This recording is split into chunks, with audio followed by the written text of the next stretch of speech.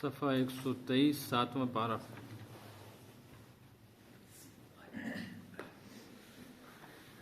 اعوذ باللہ من الشیطان الرجیم، بسم اللہ الرحمن الرحیم۔ یا ایہا الذین آمنوا لا تحرموا طیبات ما احل اللہ لکم ولا تعتدوا ان اللہ لا يحب المعتدین۔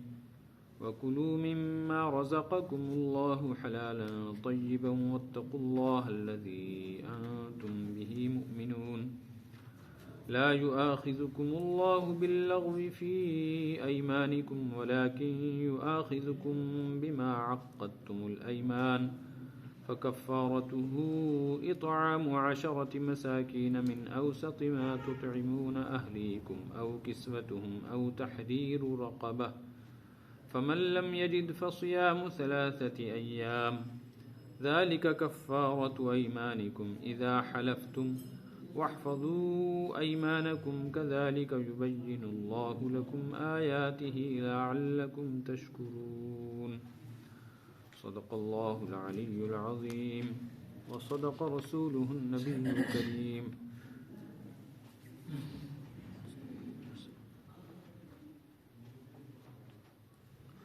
سورت کے شروع میں مسائل بیان کیے گئے تھے، حلال کے، حرام کے۔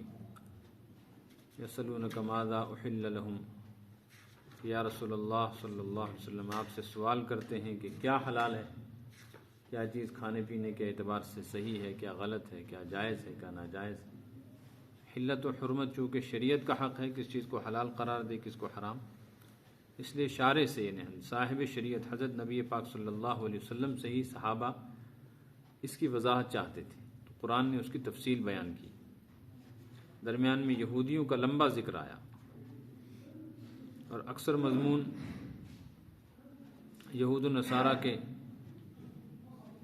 عقیدوں کا بطلان اور ان کی شرارتیں، ان کی بغاوتیں، ان کی سرکشی سے متعلق اب پھر احکام فرعیہ شریعہ بیان کیے جا رہے ہیں، اور کھانے پینے کے متعلق اللہ تعالیٰ نے جو اصول بنایا ہے اس کی پابندی کا حکم دیا جا رہا ہے۔ دروازے بند کر دیں حمام کے، ان کو کہہ دو کہ آؤ درس میں بیٹھو، کہنے کا بھی ثواب ملے گا۔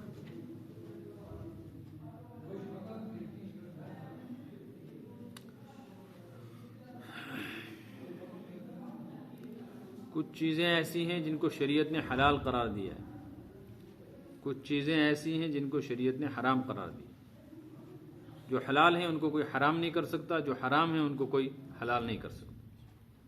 کچھ ایسی ہیں جن کے بارے میں شریعت نے حلال اور حرام ہونے کا کوئی واضح حکم نہیں دیا، تو علماء کی ذمہ داری ہے کہ وہ قرآن و حدیث کی نصوص میں غور و فکر کر کے مرتبہ طے کریں کہ اس شرعی اعتبار سے اس کا حکم کیا ہے، حلال ہے، حرام ہے، جائز ہے، ناجائز ہے، اس کے استعمال کی کوئی شکل ہے یا نہیں۔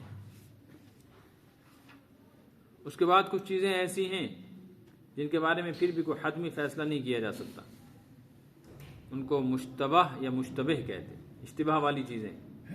حدیث میں الحلال بین والحرام بین، حلال بھی کھلا ہوا ہے واضح ہے، حرام بھی واضح ہے کھلا ہوا ہے، پتہ ہے حلال کیا ہے حرام کیا ہے۔ اس کے دو معنی ہیں، ایک معنی ہے کہ شریعت نے تفصیل بیان کر دی ہے، جو شریعت کے اعتبار سے حلال ہے بس وہ حلال، جو حرام ہے۔ دوسرا مطلب یہ ہے کہ اللہ تعالیٰ نے انسان کی فطرت میں ایک ایسی خاصیت رکھی ہے، اس کی طبیعت میں جو چیزیں حلال ہیں نا، فطرتاً انسان کو وہ چیزیں پسند، طبعاً وہ چیزیں انسان کو پسند، ان میں لذت بھی ہے اور ان میں رغبت بھی ہے، چاہت بھی ہے انسان۔ اور جو چیزیں حرام ہیں طبعاً اللہ تعالیٰ نے ان کی نفرت انسان کے دل میں رکھی ہوئی ہے، چاہے وہ کسی بھی مذہب اور عقیدے سے تعلق رکھتا ہو، کہ طبعی اعتبار سے وہ اس کو پسند نہیں کرتا، ہاں بعد میں ماحول، رسم و رواج، حالات، یہ چیزیں اس کو تیار کر دیتی ہیں کہ وہ ان حلال چیزوں کو حرام یا حرام کو حلال سمجھ کے استعمال کرتا ہے یا چھوڑتا ہے۔ اور کچھ چیزیں ایسی ہیں جن کے بارے میں وضاحت اس لیے نہیں آئی کہ بندے کی آزمائش ہے۔ حدیث میں ہے وَبَيْنَهُمَا مُشْتَبَهَاتٌ یا بَيْنَهُمَا مُشْتَبِهَاتٌ، کھلی ہوئی کچھ چیزیں، کچھ چھپی ہوئی چیزیں، اور کچھ ایسی ہیں جو نہ واضح ہیں کہ حلال ہیں یا حرام۔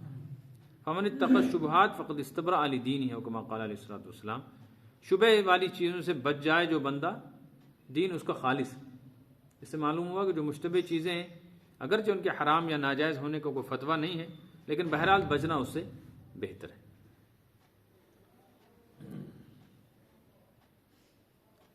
یہودیوں اور عیسائیوں کے ہاں یہ ایک مسئلہ تھا کہ وہ حلال کو حرام اور حرام کو حلال اپنی مرضی سے کر لیا کرتے تھے، اس لیے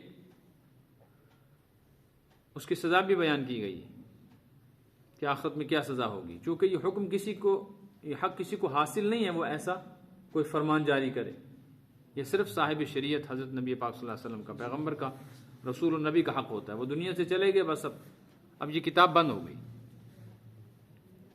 اب اصول بیان کیے گئے، ان اصولوں پر آنے والی چیزیں حرام ہوگی، ان اصولوں پر منطبق ہونے والی چیزیں حلال ہوگی۔ علماء اپنی طرف سے کسی چیز کو حلال یا حرام نہیں کرتے۔ اس امت کے علماء قرآن و حدیث کے اصول میں، قوانین میں غور و فکر کر کے دیکھتے ہیں کہ کون سی چیز حلال کی فہرست میں آتی ہے، کون سی حرام کی لسٹ میں آتی ہے، اس اعتبار سے وہ اس کا حکم بیان کر دیتے ہیں۔ یہ ان کی اپنی کوئی ذاتی رائے نہیں ہوتی، کیونکہ اس سلسلے میں کسی کی رائے قابل قبول ہے ہی نہیں، چاہے وہ کتنا بڑا عالم محدث ہو۔ تو قرآن و حدیث کے جو اصول ہیں انہی کے مطابق بات کرنی ہوگی۔ یہاں یہی اصول بیان کیا گیا، فرمایا یا ایھا الذین آمنوا، اے ایمان والو، لا تحرموا، حرام مت سمجھو، یا حرام قرار نہ دو۔ دونوں معنی ہیں اس کے۔ حرام سمجھنے کا مطلب ہے کہ حرام کہتا تو نہیں ہے کسی چیز کو، لیکن اپنے دل میں اس نے ایک بات بٹھا لی ہے کہ یہ میرے لیے، میں نہیں کروں گا استعمال، اپنے اوپر اس نے حرام کر لیا۔ باقی لوگوں کے لیے جائز، وہ کسی کو کچھ کہتا بھی نہیں، لیکن ہے یہ چیز شرعی اعتبار سے حلال۔ اور حرام قرار دینے کا مطلب یہ ہوا کہ خود استعمال کرے یا نہ کرے، لیکن کسی حلال چیز کو لوگوں کے سامنے حرام کہہ کر بیان کرے کہ یہ حرام ہے، یہ حرام ہے، یہ حرام ہے۔ شریعت کہتی ہے یہ حق کسی کو نہیں، لہذا ایسا نہ کرو۔ طیباتی، ان چیزوں کو تم حرام کر ہی نہیں سکتے، حرام قرار دے ہی نہیں سکتے جن کے اندر اللہ تعالیٰ نے رغبت رکھی ہے انسان کی طبیعت میں۔ طیبات، پاکیزہ چیزیں، جو پاکیزہ چیزوں کی فطرتاً انسان اس کی طرف متوجہ ہوگا۔ ما احل اللہ لکم، وہ چیزیں ایسی ہیں جو اللہ نے تمہارے لیے حلال کر دی۔ اس آیت کے اس جملے کا مطلب یہ ہوا جو چیزیں اللہ نے حلال کی ہیں ان کو حرام نہ سمجھو، نہ کہو۔ اب کیا ہیں وہ چیزیں؟ یہ لفظ عام ہے، اس میں کھانے پینے کی چیزیں بھی آ گئیں، اس میں پہننے کے لباس پوشاک بھی آ گیا، اس میں تعلقات بھی آ گئے، اس میں نکاح اور رشتہ بھی آ گیا۔ جو رشتہ حلال ہے وہ کر سکتے ہو، جہاں شریعت نے حرام قرار دے دیا حرام۔ سگی بہن سے حرام ہے تو رضائی بہن، دودھ شریک بہن سے بھی حرام ہے، نہ کر سکتے ہو نہ کسی کو کہہ سکتے ہو کرو۔ ایسے ہی چوری کا لباس حرام قرار دیا ہے، چوری کی آمدنی، حرام کی آمدنی حرام قرار دی گئی، چاہے اس کی شکل یا اس کا نام کچھ بھی ہو۔ اور اس طرح جو کھانے پینے کی چیزیں جو حلال ہیں حلال، جو حرام ہے وہ شراب کو حرام قرار دیا، اس کو حلال نہیں کہہ سکتے۔ خنزیر اور کتے کو حرام قرار دیا، اس کو کوئی حلال نہیں کر سکتا، استعمال نہیں کر سکتا۔ اس طرح گائے ہے، بھیڑ بکری ہے، مرغا ہے، مچھلی ہے، اس کو شریعت نے حلال قرار دیا، کوئی اس کو حرام نہیں کہہ سکتا۔ یہ اصول ہے۔ دوسرا اصول یہ لا تعتدوا، حد سے تجاوز مت کرو۔ حد سے تجاوز کا کیا مطلب ہے؟ ایک یہ ہے کہ جو حرام ہے اس کو حلال نہ کرو، جو حرام ہے اس کو حلال نہ سمجھو۔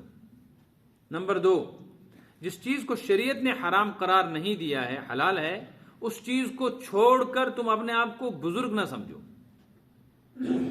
جی میں بکرے کا گوشت نہیں کھاؤں گا، کیوں؟ بزرگ بننا چاہتا ہوں۔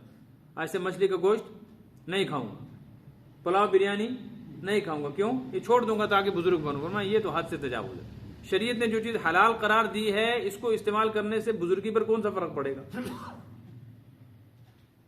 اسی طریقے سے شریعت یہ چاہتی ہے کہ جو حدود متعین کی گئی ہیں ان حدود کی رعایت کی جائے۔ اب جو چیزیں حرام نہیں ہیں، حلال ہیں، ان کو حرام کرنے کی کئی صورتیں، ان میں سے ایک صورت یہ ہوتی ہے کہ انسان کسی چیز کو حلال کہے اور وہ حلال نہ ہو، حرام کہے اور وہ حرام نہ ہو۔ اگر وہ ایسا کر رہا ہے اور یہ عقیدتاً سمجھتا ہے کہ یہ چیز شریعت نے اگرچہ حرام کی ہے لیکن میں اس کو حرام نہیں مانتا، حلال کہا ہے لیکن میں اس کو حلال نہیں سمجھتا، تو یہ آدمی کافر ہو جائے گا، اگر کسی کا عقیدہ بھی یہی۔ مثلاً کوئی آدمی کہتا ہے مچھلی میرے نزدیک حرام ہے. اگر کوئی یہ کہتا ہے میرے نزدیک حرام ہے تو اسے پوچھیں گے کیا مطلب ہے, یعنی شریعت جو اس کو حلال کر رہی ہے تم اس کے مقابلے میں حرام کہتے ہو کر کے ہاں, تو کافر ہو جائے گا, کیونکہ یہ حق کسی کو حاصل. حرام کو حلال اور حلال کو حرام کہنے کا عقیدہ یہ انسان کو کیا بنائے گا؟ کافر. نمبر 2, ایک آدمی یہ عقیدہ تو نہیں رکھتا لیکن زبان سے کہتا ہے کہ میں نہیں مانتا یہ, یعنی اس چیز کو میں استعمال نہیں کرتا, میں نے اپنے اوپر یہ چیز حرام کر لی ہے. مثال کے طور پہ اپنے اوپر قسم کھا لی کہ بکرے کا گوشت نہیں کھاؤں گا آج کے بعد, یہ میرے اوپر حرام ہے. تو اس نے اپنے اوپر قسم کھا کے کسی چیز کو حرام قرار دیا ہے. عقیدہ اس کا یہ نہیں, عقیدہ ہے کہ یہ بکرا حلال ہے لیکن اب اپنے اوپر استعمال کو کیا کر دیا اس نے, اس کو شریعت منع کر دیا, تم کو یہ حق حاصل نہیں ہے. ایسے حلال چیزوں کو اپنے اوپر حرام نہ کرو. لیکن اگر کسی نے ایسا کر لیا تو کیا ہوگا؟ کافر تو نہیں ہوگا, گناہ کبیرہ کا مرتکب ہوگا. کافر تو, کیونکہ یہ تو حرام نہیں سمجھتا, اس کو حلال ہی سمجھتا ہے لیکن اپنے لیے اس کو کیا کر رہا ہے؟ حرام. یہ ایسے ہی جیسے کوئی آدمی شراب کو حرام سمجھ کے حلال سمجھ کے پیے تو کافر, اور شراب کو حرام سمجھ پیے تو گناہگار تو ہوگا لیکن کافر نہیں ہوگا. مسئلہ سمجھ میں آیا؟ تیسری صورت یہ ہے کہ نہ حرام قرار دیتا ہے نہ حرام سمجھتا ہے لیکن اس کا استعمال نہیں کرتا. جیسے مثال کے طور پر بیمار ٹھنڈے پانی کا استعمال نہیں کرتا کہ میں ٹھنڈا پانی نہیں پیوں گا, آج سے لپٹن چائے نہیں پیوں گا, بند کر دیا اپنے. کیوں؟ اس لیے کہ ڈاکٹر نے منع کر دیا, ایسی بیماری ہے, کوئی تکلیف ہے. مرچ نہیں کھاؤں گا, تیل نہیں کھاؤں گا, حالانکہ یہ ساری چیزیں. تو یہ شرعی اعتبار سے کوئی گناہ نہیں ہے, جائز ہے. بطور علاج اگر ایسا کوئی کرتا ہے کہ کسی حلال چیز کو حلال سمجھتا ہے, حرام نہیں کہتا, اس کو استعمال کرنے پر قسم بھی نہیں کھاتا لیکن استعمال نہیں کرتا ہے بطور علاج, تو ایسا آدمی گناہگار نہیں, وہ اس میں داخل. یہاں سے ایک بات اور سمجھ لینی چاہیے, یہ اہم ترین بات ہے کہ بہت سارے بزرگان دین اور اولیاء اللہ کے متعلق یہ بات آئی ہے کہ وہ ساری زندگی انہوں نے فلاں چیز استعمال نہیں کی, جیسے گوشت ہی نہیں کھایا. کتابوں میں واقعات لکھے. اولیاء اللہ کے جو واقعات ہیں یہ قرآن و حدیث تو ہے نہیں, اس لیے اگر کوئی ان کا انکار کر دے کہ میں نہیں مانتا تو نہ مانے, کوئی حرج نہیں. لیکن اگر ان کو تسلیم کیا جائے کہ یہ صحیح ہے, پھر اعتراض ہوگا کہ شریعت نے اگر یہ چیزیں حلال کی ہیں تو یہ تو ولی تھے, اولیاء اللہ تھے, بڑے بڑے اپنے زمانے کے بزرگان دین تھے, ان نے یہ چیزیں کیوں استعمال نہیں کی, اپنے اوپر کیوں پابندی لگائی, آج کے بعد ہم یہ نہیں کریں. سمجھ میں آئی نا؟ اس کی وجہ یہ ہے کہ جیسے ڈاکٹر بتلاتا ہے نا کہ یہ چیز تمہاری طبیعت کے لیے نقصان دہ ہے اس لیے اس کا کھانا چھوڑ دو, اسی طرح جو اولیاء اللہ ہوتے ہیں ان کو بھی ان کے بزرگ یا استاد یہ بتاتے ہیں کہ اس چیز کے کھانے سے تمہارا نفس موٹا ہوگا. مثال کے طور پہ بہت زیادہ مرغن چیزیں کھانے کی وجہ سے شہوت بڑھے گی, یہ فطرت ہے, اب اس لیے چھڑوایا گیا اس کو, تو یہ بطور علاج ہی ہوا. یا مثال کے طور پر کسی نے کہا کرسی پہ نہیں بیٹھنا آج کے بعد, حالانکہ کرسی پر بیٹھنا جائز ہے. اپنے پیر نے اپنے شاگرد کو, باپ نے اپنے بیٹے کو بتا دیا کہ کرسی پر نہیں بیٹھنا, واز بھی نیچے بیٹھ کے کرنا. تو اب یہ ایسا ہی کر رہا ہے. یہ اس لیے کیا گیا ہے کہ اس کے استاد کو یا باپ کو پتا ہے کہ کرسی پر بیٹھنے سے میرا جو شاگرد المرید ہے نا, اس کا نفس عجیب ہے, یہ اپنے آپ کو سمجھے گا میں بڑا بزرگ ہوں, بڑا عالم ہوں, اور تکبر میں مبتلا ہو جائے گا. بطور علاج ایسا کیا گیا. تو جیسے جسمانی بیماریوں کے علاج کے لیے کچھ چیزیں حلال چھوڑ دی جاتی ہیں, ایسے روحانی بیماریوں کے علاج کے لیے بھی کچھ چیزیں چھوڑی جاتی ہیں. اولیاء اللہ نے جہاں یہ چیزیں چھوڑی ہیں یا اپنے اوپر پابندی لگائی ہے کہ میں اتنا ہی سوؤں گا اور یہ چیزیں نہیں کھاؤں گا, تو اس کا مطلب یہ ہے کہ بطور علاج انہوں نے ایسا کیا, ورنہ وہ ان کو حلال کو حرام, حرام کو حلال نہیں سمجھتے. ان اللہ لا يحب المعتدین, اللہ تعالی حد سے تجاوز کرنے والوں کو پسند نہیں فرماتے. حد سے تجاوز کرنے والا کون ہے؟ جو اللہ کے احکام کے اندر مداخلت کرے, اپنے اوپر کسی چیز کو حرام کرے. بلکہ شریعت کا حکم یہ ہے کلوا مما رزقکم اللہ حلالا طیبا, اللہ نے جو چیزیں حلال رکھی ہیں وہ طیب بھی ہیں. طیب کا مطلب ہے ان میں پاکیزگی بھی ہے. پاکیزگی کے دو معنی ہیں. ان کے استعمال کی وجہ سے تمہاری طبیعت خراب نہیں ہوگی, بیمار نہیں ہوگا آدمی. نمبر 2, ان کے استعمال کی وجہ سے تمہارے اندر گناہ کا تقاضا پیدا نہیں ہوگا.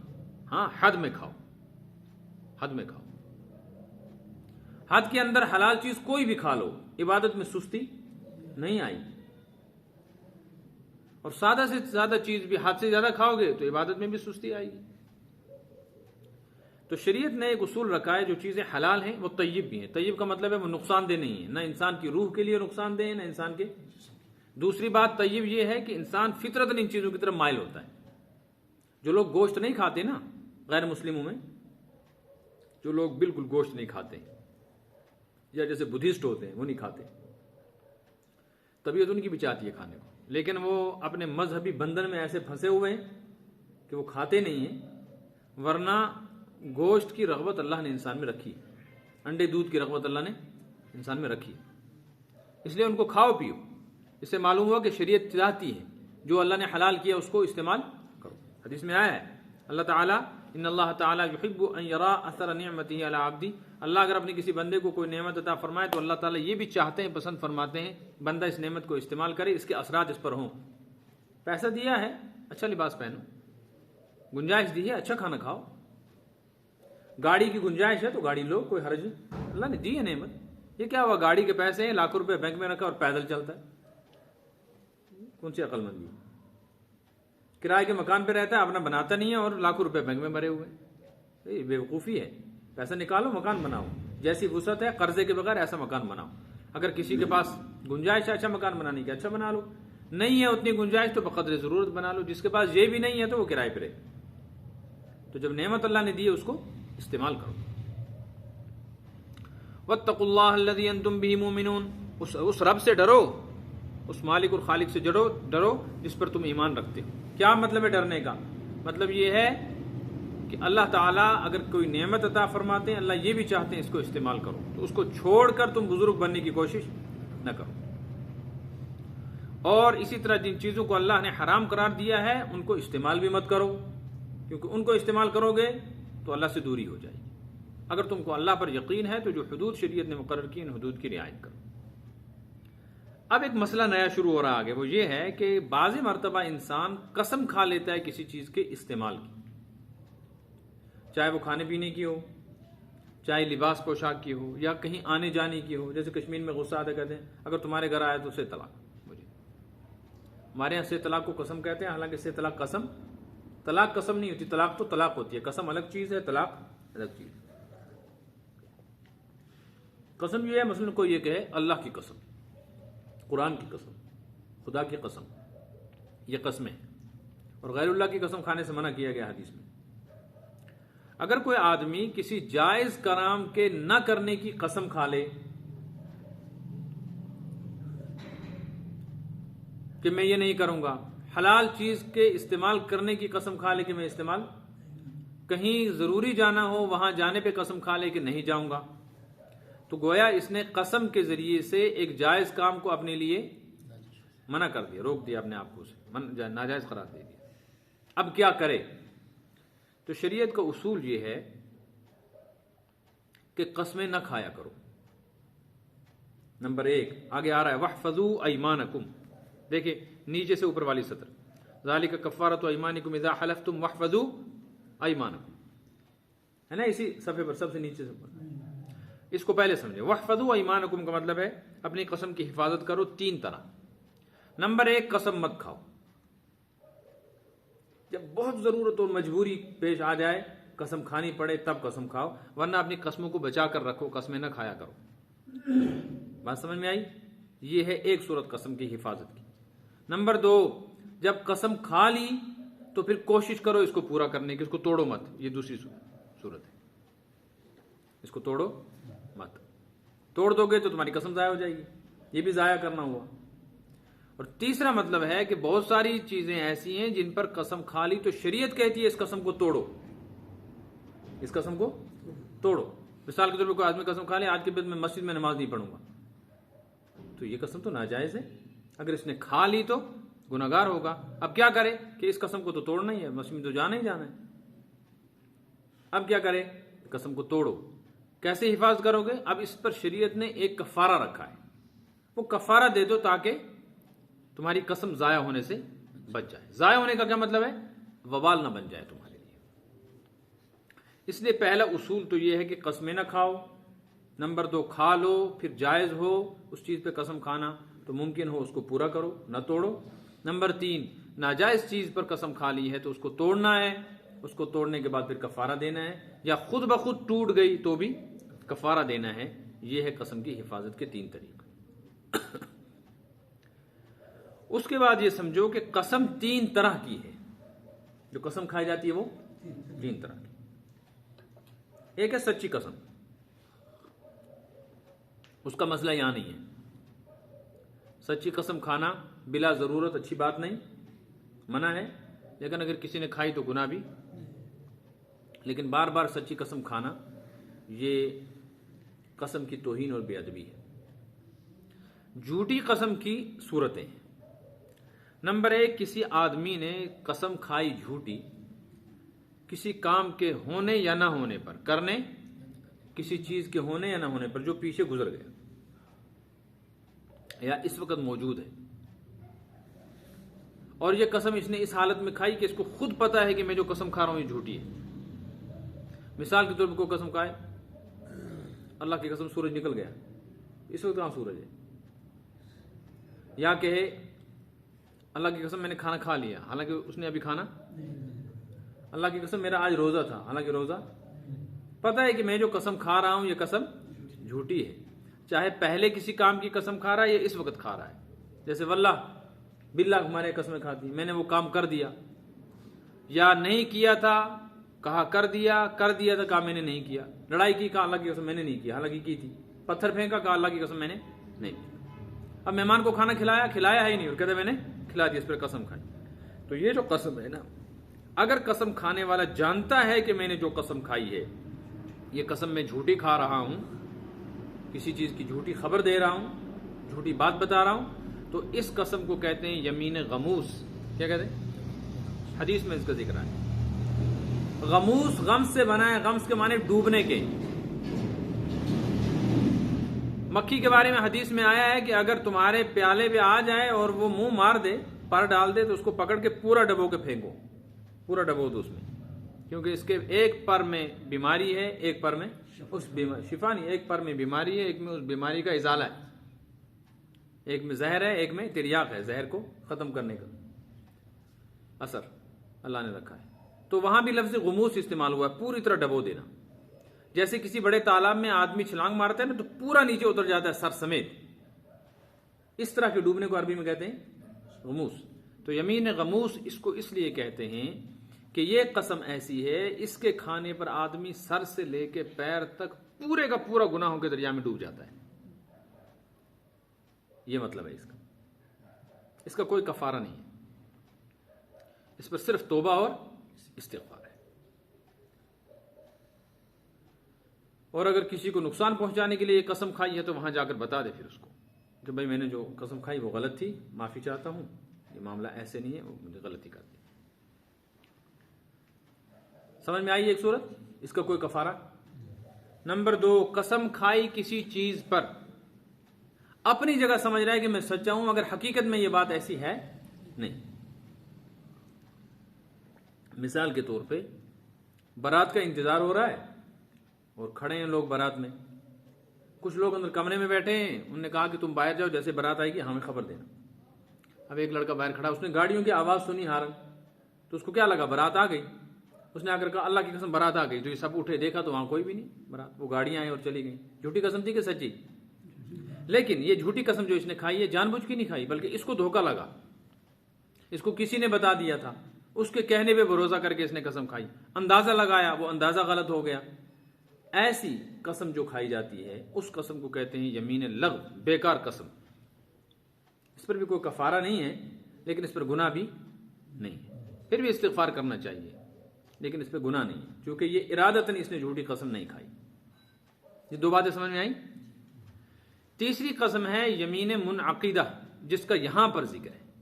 یمین منعقدہ کا مطلب ہے کوئی بندہ قسم کھا رہا ہے اب کے بعد میں ایسا کروں گا یا میں ایسا نہیں کروں گا. جس وقت قسم کھا رہا ہے نا, تو قسم کھانے کے وقت کے بعد آگے مستقبل میں, فیوچر میں کسی کام کے کرنے یا نہ کرنے کی, ہونے یا نہ ہونے کی کیا کر رہا ہے, قسم کھا رہا ہے. اور پھر اس قسم کو جان بوجھ کے توڑتا ہے، اس قسم کو، تو اس قسم کو کہتے ہیں یمین منعقدہ۔ یہ بڑی خطرناک قسم ہے، یہ قسم توڑنے کی اجازت نہیں ہے۔ اگر کسی نے جان بوجھ کے ایسی قسم جھوٹی کھائی تو یہ آدمی گناہگار ہوگا، اس کو کفارہ دینا پڑے گا۔ مثال کے طور پر کسی آدمی نے کہا مجھے روپیہ 10,000 ضرورت ہے، کہا میں کل دوں گا، اس نے کہا سچ بتاؤ، کہا اللہ کی قسم کل دوں گا، لیکن اس کو پتہ ہے میں دوں گا، تو جھوٹی قسم کھا رہا ہے۔ یہ قسم جو ہے منعقد کر رہا ہے آگے زمانے میں کسی کام کے کرنے کی۔ یا کسی نے پوچھا تو وہاں تو نہیں جائے گا، اس نے کہا نہیں اب نہیں جاؤں گا وہاں، تو اس پر قسم کھائی، لیکن دل میں اس کے ہے کہ میں وہاں جاؤں گا، تو یہ قسم ایسی ہے جس پر کفارہ دینا ہے۔ لیکن اس کے بارے میں شرعی اصول یہ ہے، اگر یہ قسم کسی ایسے کام پر کھا لی ہے کہ جس پر قسم کھانا جائز ہے، پھر اس کو توڑنے کی اجازت نہیں، اس کو پورا کرنا ہے۔ مثال کے طور پہ باپ نے پوچھا بیٹے کو اب سگریٹ تو نہیں پیے گا آج کے بعد، کہا نہیں، قسم کھانے کا اللہ کی قسم نہیں پیوں گا، تو سگریٹ پینا صحیح ہے کہ غلط ہے؟ تو اس نے قسم غلط پہ کھائی ہے کہ صحیح پہ کھائی ہے؟ صحیح پہ کھائی ہے۔ اس کو چاہیے کہ اس قسم کو ضائع نہ کرے، اس کی حفاظت کرے اور اس کی پابندی کرے۔ قسم کھا لی کہ آج کے بعد میں پابندی کے ساتھ انشاءاللہ مسجد میں 5 وقت نماز پڑھوں گا، تو اس کی کیا کرے؟ پابندی کرے۔ قسم کھا لی کہ انشاءاللہ ماں باپ کی اب نافرمانی نہیں کروں گا، کسی پر ظلم نہیں کروں گا، چوری نہیں کروں گا، مثال کے طور پر۔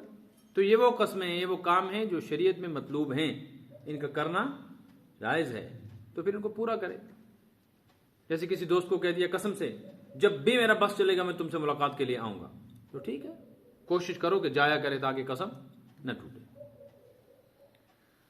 لیکن اگر یہ قسم ٹوٹ گئی، یہ قسم ٹوٹ گئی تو اس پر کفارہ دینا پڑے گا، کفارہ آگے آ رہا ہے۔ نمبر 2، کسی آدمی نے غلط کام پہ قسم کھائی، جیسے قسم کھا لی کہ آج کے بعد میں بہن کے ہاں نہیں جاؤں گا، آج کے بعد میں فلاں ہمسایہ رشتہ دار کے ساتھ بات نہیں کروں گا،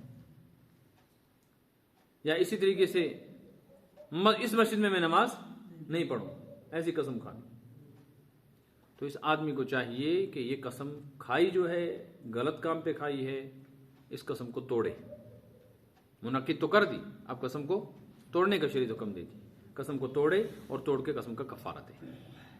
مطلب سمجھ میں آ گیا؟ ایک یمین ہے یمین غموس، جس کا کوئی کفارہ نہیں، صرف گناہ ہی ہے، اس پہ توبہ استغفار کرے۔ جان بوجھ کے کسی پچھلے زمانے میں یا موجودہ زمانے میں کسی کام کے کرنے نہ کرنے، ہونے یا ہونے پر غلط قسم کھانا، اس کو کیا کہتے ہیں؟ یمین۔ نمبر 2، غلطی کی وجہ سے قسم کھانا اور وہ جھوٹی ہو جائے۔ یہ غلطی چاہے کسی کے کہنے کی وجہ سے لگی، جیسے کسی آدمی نے آ کر کہا کہ ہندواڑہ میں،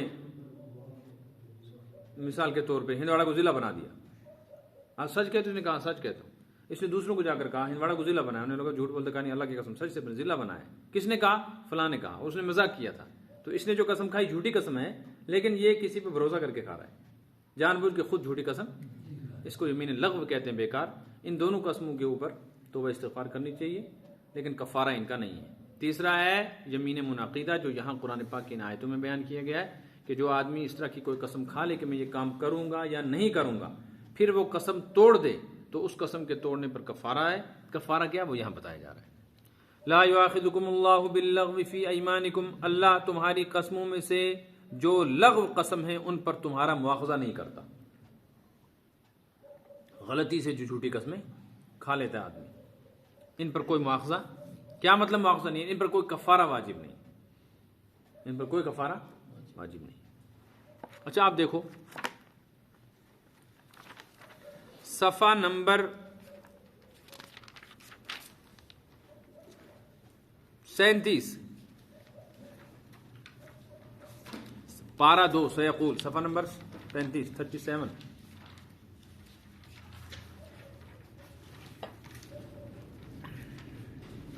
ہے، پہلی آیت ہے لا یؤاخذکم اللہ باللغو فی ایمانکم، یہاں جو ہم نے پڑھا یہ بھی بالکل ہے لا یؤاخذکم اللہ باللغو فی ایمان، لیکن فرق آگے ہے ولکن یؤاخذکم بما عقدتم الایمان، ایمان جو ہم نے آج پڑھا، اور پچھلی آیت میں ہم نے پڑھا تھا ولکن یؤاخذکم بما کسبت قلوبکم۔ دونوں آیتیں ایک جیسی ہیں، فرق ہے۔ یہاں یہ آیا ہے کہ اللہ تعالیٰ تمہاری لغو قسم پر تمہاری پکڑ نہیں کرے گا، لیکن جو تم آئندہ زمانے میں، جو آج ہم سبق پڑھ رہے ہیں عقدتم الایمان، جو تم قسمیں منعقد کرو گے، پختہ کر لو گے آئندہ، ان کو توڑو گے تو ان پر مواخذہ کرے گا۔ کیا مواخذہ ہے یہاں؟ مطلب ہے جو آج ہم سبق پڑھ رہے ہیں، یہاں مواخذہ ہے تم کو کفارہ دینا ہوگا۔ یہاں مطلب مواخذے کا پکڑ کا کیا ہے؟ اور یہ جو آیا ہے پارہ نمبر 2 میں لا یؤاخذکم بما کسبت قلوبکم، اس کا مطلب بھی یہی ہے، تھوڑا سا فرق ہے، لیکن اللہ تمہاری پکڑ کرے گا اس پر جو تمہارے دل میں چھپی ہوئی بات ہے کہ مجھے یہ قسم پوری نہیں کرنی، اس کا مطلب ہے آخرت میں پکڑ ہوگی۔ تو ایک آخرت کی پکڑ ہے، ایک دنیا کی پکڑ۔ آخرت کی پکڑ ہے سزا، عذاب، اور دنیا کی پکڑ یہ ہے کہ قسم توڑ دو تو اس قسم کو توڑنے پر کفارہ دو۔ تو یہاں کفارہ مراد ہے۔ ولیکن یؤاخذکم بما عقدتم الایمان، لیکن اللہ تعالیٰ تم سے مواخذہ کرتا ہے جو قسمیں تم پختہ کر کے ان کو توڑ دو۔ کیا مواخذہ ہے؟ فکفارتہ، اس کا تم کو کفارہ دینا ہوگا۔ کفارے کا مطلب ہے جبر نقصان، نقصان کی تلافی۔ کوئی نقصان ہو گیا اس کی بھرپائی کیسے ہوگی؟ 3 صورتیں بیان کی۔ اطعام 10 مساکین، 10 مسکینوں کو کھانا کھلانا ہے۔ کیسا کھانا؟ من اوسط ما تطعمون اہلیکم، درمیانی درجے کا جو اپنے گھر والوں کو کھلاتے ہو، جس کے گھر میں دال ساگ سبزی روٹی چاول جو کچھ بھی بنتا ہے یہ کھلانا ہے تم۔ 10 مسکینوں کو کھلانا ہے۔ دیکھیں اس کو کھلانے کی 2 صورتیں، نمبر 1 نقد دو، نمبر 2 کھانا دو۔ بات سمجھ میں آ رہی ہے؟ اگر نقد دو تو 10 مسکینوں کو 10 صدقہ فطر کے برابر رقم دیں گے۔ کتنے؟ مثلا اس سال ہے 70 روپیہ تو 10 کو کتنا دیں گے؟ 700۔ لیکن اگر پیسے نہیں دیے کھلایا تو پھر کیسے کھلانا ہے؟ 2 ٹائم گھر میں بٹھا کے کھلانا ہے۔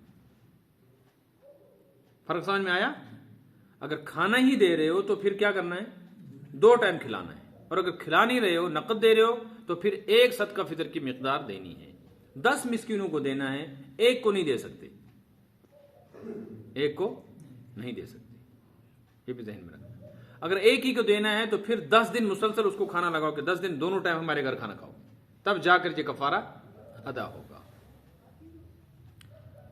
او کسوتہم، دوسری صورت یہ ہے کہ تم کھانا نہیں کھلانا چاہتے تو کپڑا پہناؤ، چاہے مرد ہو یا عورت ہو۔ کیسا کپڑا؟ ایسا کپڑا پہنا دو جس سے اس کا اتنا حصہ بدن کا چھپ جائے جس میں وہ نماز پڑھ سکے۔ مثلا عورت کو اگر پہنا رہے ہو تو عورت کی صدر کیا آپ کو معلوم ہے نا، سر سے پیر تک ایک چادر بڑی سی ایسی ہو جس سے پورا جسم ڈھک جائے، اور مرد کا جو ہے وہ پنڈلی سے لے کے سینے تک کوئی ایسی چادر، یا ایک لمبا سا پھیرن مثال کے طور پہ جو گھٹنے سے نیچے جائے، ایسا۔ لیکن آج کل کے دور میں اس کو سمجھانا ہو تو آسان صورت یہ ہے، ایک قمیض پاجامہ سادہ سے دے دو درمیانی درجے کا، 10 کو دینا پڑے گا۔ سمجھ میں آ رہی ہے؟ یا پھر تیسری صورت ہے تحریر رقبہ، گردن آزاد کرو۔ ایک مرد یا عورت جو کسی کی غلامی میں ہو اس مالک کو پیسے دے کر اس کو آزاد کروا دو، ایک مسکین کو، تو قسم کا کفارہ۔ 3 چیزیں بیان کی گئی ہیں، ان میں ترتیب نہیں ہے۔ یہ نہیں ہے کہ پہلے کھانا کھلاؤ، کھانا نہ کھلا سکو تو کپڑے پہناؤ، کپڑے نہ پہنا سکو تو غلام آزاد کرو، نہیں، یہ 3 ہیں، ان میں سے جو بھی کر دو۔ کوئی غلام آزاد کر دے جس کے پاس گنجائش ہو، کوئی کھانا کھلا دو، کپڑا، بہرحال اس میں کوئی ترتیب نہیں ہے۔ ان تینوں میں سے جس کو جو بھی آسان لگے وہ کر دے تو کفارہ ادا ہو جائے گا۔ ایک ایسا کنگال آدمی ہے جس کے پاس ان میں کچھ بھی نہیں ہے، قسمیں بھی کھاتا ہے، توڑتا بھی ہے، لیکن پیسہ بھی، کھانا بھی نہیں کھلا سکتا، وہ کیا کرے گا؟ اس کو چاہیے کہ وہ پھر روزے رکھے۔ کتنے روزے؟ 3 روزے۔ فمن لم یجد، جس کو اتنی گنجائش نہ ہو، فصیام، اس کو روزے رکھنے 3 ایام، 3 دن کے روزے۔ امام ابو حنیفہ رحمۃ اللہ علیہ کے نزدیک یہ تینوں لگاتار رکھنے ہوں گے، اس لیے کہ کفارے کے روزے کے اندر حنفیہ کے نزدیک تسلسل ضروری ہے، درمیان میں کوئی دن چھوٹنا نہیں چاہیے۔ مرد نے توڑی ہو یہ قسم یا عورت نے، ان کو روزہ رکھنا پڑے گا 3 دن۔ اگر کسی نے روزے رکھ لیے تو کفارہ ادا ہو جائے گا، لیکن جس کو گنجائش ہو کھانا کھلانے کی وہ اگر روزہ رکھے گا تو اس کا کفارہ ادا نہیں ہوگا۔ ذالک کفارۃ ایمانکم، یہ تمہاری قسموں کا کفارہ ہے۔ قسموں کا کفارہ مطلب تمہاری قسم توڑ دینے کا کفارہ ہے، جو تم قسمیں کھا کر کیا کرتے ہو؟ توڑتے ہو۔ یاد رکھنا، قسم کھا کے توڑنا اس پر کفارہ ہے، جھوٹی قسم کھا لینے پر کفارہ نہیں۔ اذا حلفتم، جب تم قسمیں کھاؤ، تو اس کا ایک مطلب اور بھی سمجھ لو۔ یہاں مشرف صاحب رحمۃ اللہ نے لکھا ہے ذالک کفارۃ ایمانکم اذا حلفتم، پوری عبارت کا ترجمہ قرآن پاک کی اس کا یہ ہے، یہ کفارہ ہے تمہاری قسموں کا جب تم قسم کھا لو۔ اس سے کوئی یہ نہ سمجھے کہ جب میں قسم کھا لوں تو اب مجھے قسم توڑنی ہے ہی لہذا کفارہ پہلے دے دوں۔ مثال کے طور پر قسم کھا لی تھی کہ باپ سے بات نہیں کروں گا، آپ لوگوں نے سمجھایا تو تیار ہو گیا، چلو کل جاؤں گا بات کرنے کے لیے، سوچا کہ کل جاؤں گا تو میری قسم ٹوٹے گی، مجھے کفارہ دینا ہے، آج ہی میں کیا کر لوں، مسکینوں کو کھانا دے دوں۔ نہیں، ایسے نہیں ہوگا، یہ تو اس وقت تمہارے اوپر کفارہ واجب ہوگا جب تم اپنی قسم توڑو گی۔ اگر تم نے قسم توڑنے سے پہلے کوئی کفارہ دیا تو قسم ٹوٹنے پر دوبارہ دینا پڑے گا، اس لیے کہ یہ اس کا کفارہ نہیں۔ اذا حلفتم کا مطلب ہے جب تم قسم کھا کر قسم توڑ دو تو پھر تم کو یہ کفارہ دینا پڑے گا۔ زکوٰۃ کا مسئلہ الگ ہے کہ زکوٰۃ فرض ہوتی ہے سال مکمل ہونے پر، لیکن اگر کسی آدمی نے سال مکمل ہونے سے پہلے زکوٰۃ دے دی تو اس کی زکوٰۃ ادا ہو جائے گی۔ ایسے ہی صدقۃ الفطر واجب ہے عید کے دن صبح صادق کے بعد، حنفیہ کے نزدیک اگر کسی آدمی نے رمضان میں ہی صدقہ فطر دے دیا تو اس کا صدقہ فطر ادا ہو جائے گا، لیکن یہ کفارے کے سلسلے میں یہ مسئلہ نہیں، کفارے کا مسئلہ الگ ہے۔ وَاحْفَظُوا أَيْمَانَكُمْ، لہٰذا اپنی قسموں کی حفاظت کیا کرو، نہ قسمیں کھایا کرو نہ قسمیں توڑا کرو، اور ٹوٹ جائے تو پھر ان کا کفارہ دیا کرو۔ كَذَلِكَ يُبَيِّنُ اللَّهُ لَكُمْ آيَاتِهِ، دیکھو اللہ کیسے تمہارے سامنے اپنی آیتیں اور کیسے احکامات بیان کرتا ہے کھول کھول کے، لعلکم تشکرون، تاکہ تم شکر گزار بندے بنو۔ شکر گزار کا مطلب ہے تابع دار بنو، تاکہ تم فرما بردار بنو۔ اللہ پاک عمل کی توفیق عطا فرمائے۔ سوال، جمعہ کی دوسری اذان کا جواب دینا کیسا ہے؟ حدیث شریف میں آیا ہے اذا خرج الامام فلا صلاۃ ولا کلام، جب امام خطبہ دینے کے لیے ممبر کی طرف نکلے تو بس اب نہ بات کرنے کی اجازت ہے اور نہ ہی نماز کی اجازت ہے۔ ہمارے زمانے میں چونکہ ائمہ مساجد بیان کرتے رہتے ہیں ممبر پہ بیٹھ کے، اور اس کے بعد پھر خطبے کی اذان ہوتی ہے، لہٰذا جب کشمیری اور اردو زبان میں خطبہ یعنی بیان مکمل ہو جائے اور اب حرکت میں آئے مؤذن اٹھے تو مؤذن کا اٹھنا اس بات کی دلیل ہے کہ امام خطبے کے لیے تیار ہے۔ اب کسی کو بات کرنے کی اجازت نہیں، نماز پڑھنے کی اجازت نہیں، لہٰذا جمعہ کے لیے جو اذان ثانی امام کے سامنے محراب کے قریب ہوتی ہے، سننے والوں پر اس اذان کا جواب دینا نہ واجب ہے نہ سنت ہے، نہ ان کے لیے جواب دینا جائز ہے۔ دل میں ان کلمات کو دہرا سکتے ہیں، زبان سے پڑھنے کی اجازت نہیں۔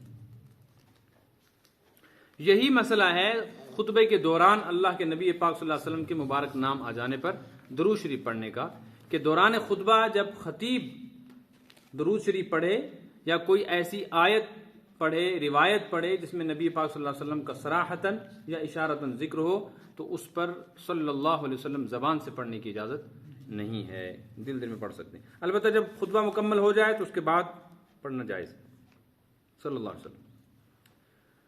سوال، ایصال ثواب کے لیے قرآن خوانی کرنا کیسے؟ ایصال ثواب کے لیے قرآن پڑھنا جائز ہے، مستحب ہے،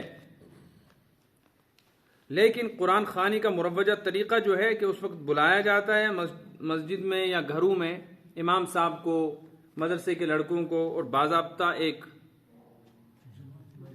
حلقہ لگتا ہے، پھر قرآن پاک کے پارے بانٹے جاتے ہیں، اس کو ضروری سمجھ کے کرنا بدعت ہے، اور بغیر اہتمام کے اگر کہیں ایسا ہو تو جائز ہے۔ مثلا مدرسے میں ہی جا کر کہہ دیں کہ بچے یہاں پڑھتے ہیں، ان سے قرآن پڑھوا دیں اور دعا کروا دیں، یا مسجد میں اعلان کر دیں کہ نماز کے بعد جو نمازی زیادہ مصروف اور مشغول نہ ہو اسے گزارش ہے وہ تشریف رکھے، اور ہمارے محلے میں یا ہمارے خاندان قبیلے میں فلاں آدمی کا انتقال ہو گیا، اس کے لیے قرآن پڑھیں۔ تو ظاہر ہے دیکھنے میں یہ بھی ایک اجتماعی شکل ہے، لیکن بغیر اہتمام کے، اس لیے اس کی اجازت ہے۔ جیسے مسجد کے اندر جماعت ثانی کا مسئلہ ہے، جس مسجد کے اندر جماعت ثانی کی اجازت ہے وہاں تو بہرحال اس کی بھی اجازت ہے کہ بالاعلام ہو، یعنی جو آدمی الگ سے نماز جماعت کے ساتھ نماز پڑھ رہا ہے، بعد میں آنے والا 2 آدمی یا 3 آدمی، وہ جب جماعت شروع کرے ان کو لگے کہ کوئی تیسرا چوتھا 5واں آدمی بھی ہے جس کی نماز ابھی باقی ہے، تو اس کو وہ صراحتاً یا اشارتاً بلا سکتے ہیں کہ ہم جماعت کرنے آؤ، شریک ہو جاؤ۔ اس کو اعلان یا اعلام کہتے ہیں۔ لیکن جن مساجد کے اندر اس کی اجازت نہیں ہے کہ نماز دوبارہ پڑھی جائے جماعت کے ساتھ، دوسری کوئی جماعت ہو، جماعت ثانی، تو ان مسجدوں کے کونے میں یا مسجد کی دوسری منزل پہ یا حمام میں جو لوگ نماز پڑھتے ہیں جماعت کے ساتھ 2 آدمی 3 آدمی، ان کو اس کی اجازت نہیں ہے کہ وہ یہ کہیں کہ فلاں آدمی حمام میں ابھی وضو کے لیے کھڑا ہے، فلاں آدمی مسجد میں سنت پڑھ رہا ہے، یہ پڑھ لے، اس کو بھی اپنی جماعت میں شریک کریں، اس اعلان کی اجازت اور انتظار کی اجازت نہیں۔ بالکل اسی طرح قرآن خوانی کی اجازت ہے، لیکن مروجہ قرآن خوانی کے طریقے، پھر اس میں کھانے پینے کا اہتمام کرنا، پھر اس کے لیے باضابطہ اپنے گھروں میں مدرسے کے طلبہ یا امام صاحب کو بلانا، یہ ساری طریقے صورتیں جو ہے یہ ہمارے علاقے کی رسمیں ہیں۔ بعضی صورتیں اس کی ناجائز ہیں، بعضی صورتیں ناجائز نہیں ہیں تو بہتر بھی نہیں۔ اللهم انس وحشتنا في قبورنا وارحمنا بالقرآن العظيم. اللهم اجعل القرآن ربيع قلوبنا ونور صدورنا وجلاء أحزاننا وذهاب همومنا وغمومنا وضياء أبصارنا. اللهم اخرجنا من ظلمات الوهم وأكرمنا بنور الفهم. اللهم علمنا ما ينفعنا وانفعنا بما علمتنا فإنك أنت الأعز الأكرم الأرحم ببركة حبيبك ورسولك النبي الأرحم الأكرم صلى الله عليه وسلم برحمتك يا أرحم الراحمين.